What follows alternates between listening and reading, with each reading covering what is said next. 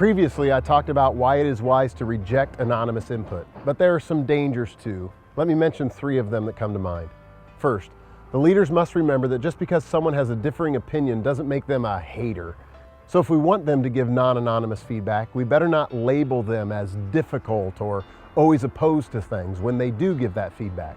Sometimes it's easy to label them as an opposer when they simply view something differently, a decision or a direction. Here's the lesson I continue to learn. It's important to separate your decision from your person. If you gain a reputation of never receiving feedback well, then they'll stop giving it. Certainly there's a balance here. Sometimes someone is just difficult and they seem to oppose everything. Then they certainly are in the wrong church. But someone opposing occasional decisions can't be labeled or they'll stop speaking. Second, it's important to remember that one giving their opinion didn't have all the information you had when you made the decision. They weren't involved in the discussion. Their knowledge is limited, and so is yours. They may be bringing up something you aren't aware of or hadn't thought of. However, it's easy to respond with impatience, and that will shut down feedback.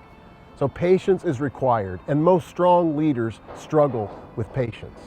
There's a balance here too. Patience is crucial, but patience can't stop the leaders from making decisions and moving ahead. That's not patience, that's lack of leadership. The patience is for the person, not necessarily the decision. Third, if you don't handle proper criticism and negativity in a godly, respectful way, you will end up with no one willing to give you negative feedback because they can't be anonymous. In other words, some people want to be anonymous because they're cowards, because they fear people, or sometimes they want to be anonymous because leaders don't handle criticism well. So yes, they could be cowards. They could also be wise because you explode when people disagree with you. Have people around you that help you evaluate how you respond to criticism.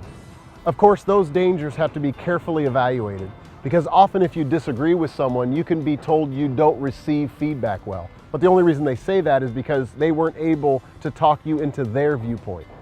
So there's a mess of complications involved, and you know why that is, right?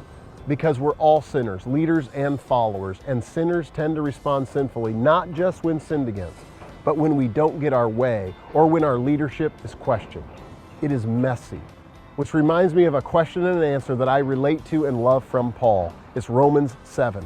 What a wretched man I am, who will rescue me from this body that is subject to death and sin?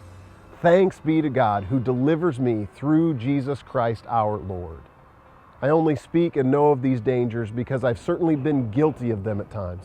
By God's grace, I long to keep improving and the teams I lead to keep improving.